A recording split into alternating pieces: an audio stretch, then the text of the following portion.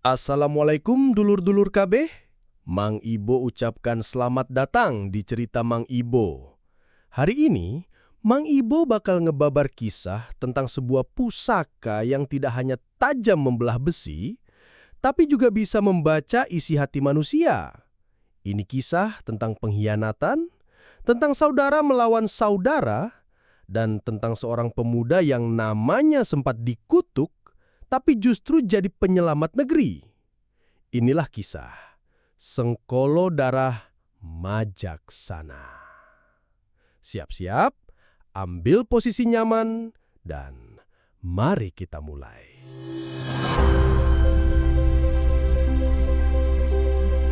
Di penghujung masa kejayaan Kerajaan Panjalu, langit tampak mendung setiap hari, seolah tahu bahwa sesuatu yang buruk tengah menanti. Permaisuri Gayatri ditemukan tewas di kamarnya. Matanya terbuka lebar, wajahnya pucat. Dan di samping jasadnya ada bekas racun dari tanaman bulan kelau. Racun langka yang hanya ada di taman istana. Raja Pramudia murka, seluruh istana gempar, dan satu nama langsung disebut-sebut, Raka Tunggadewa. Anak dari selir kerajaan yang konon memiliki ambisi besar. Tak ada bukti, tapi juga tak ada pembela. Raka pun lari dari istana malam itu juga, tanpa arah, hanya ditemani bayangan tuduhan dan rasa kehilangan. Di sisi lain, seorang empu tua, Bayu Geni, sedang menempa pusaka terakhirnya, sebuah keris pendek, ramping, berhulu burung elang. Ia memberinya nama Majaksana. Raka mendaki Gunung Kendali Sada, tempat para resi dan empu bertapa. Di sana ia bertemu Resi Sangkeki, seorang Brahmana tua yang tahu siapa Raka sebenarnya. Kau bukan pemberontak.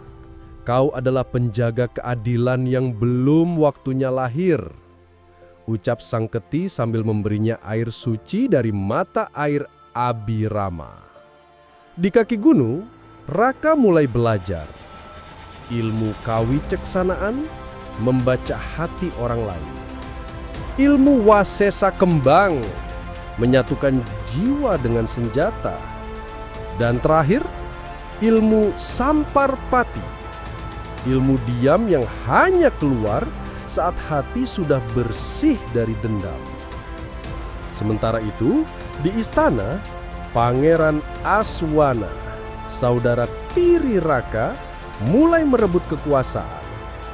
Dia menyuap para penasehat, mengontrol pasukan dan perlahan meracuni ayah mereka, Raja Pramudia. Berita sampai ke telinga Raka. Empu Bayu Geni ditemukan tewas dan keris Majaksana raib. Raka gemetar.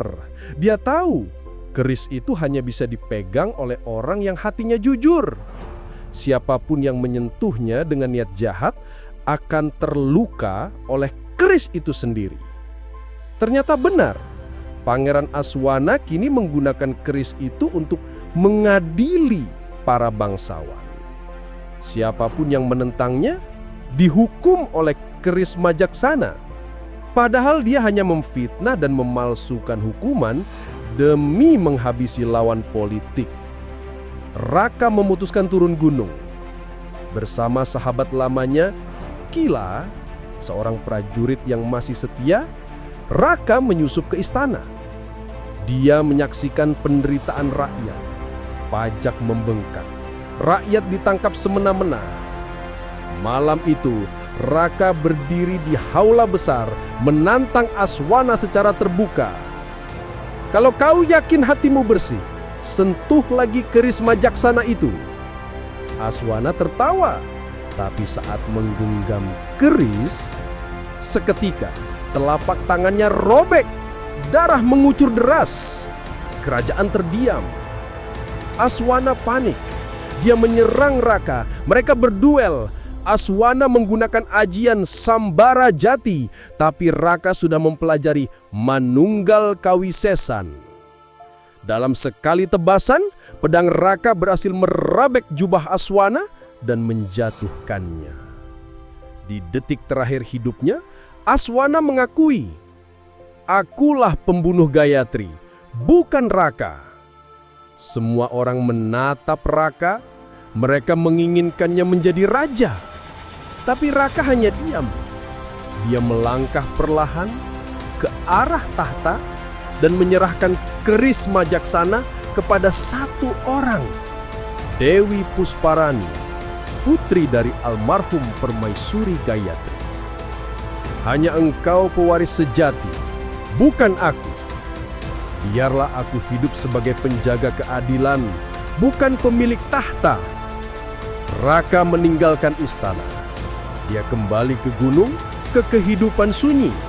Tapi sejak saat itu, setiap ada kejahatan di Panjalu, orang berbisik, Raka telah kembali. Maka dulur-dulur, dalam dunia yang penuh ambisi, kadang yang paling layak memimpin justru adalah mereka yang tidak mengejar kekuasaan. Keris majaksana hanya bisa disentuh oleh hati yang bersih. Bukan darah biru, bukan garis keturunan, tapi kebenaran. Semoga kisah ini bisa jadi pelajaran buat kita semua bahwa pengkhianatan bisa datang dari saudara sendiri, tapi kebenaran pasti akan menemukan jalannya. Jika kalian suka dengan kisah ini, jangan lupa tekan like, tulis pendapat kalian di komentar.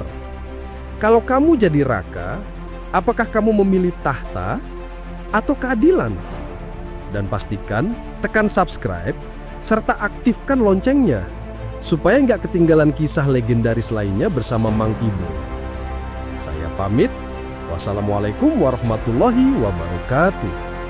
Sampai jumpa di cerita berikutnya, hanya di cerita Mang Ibu.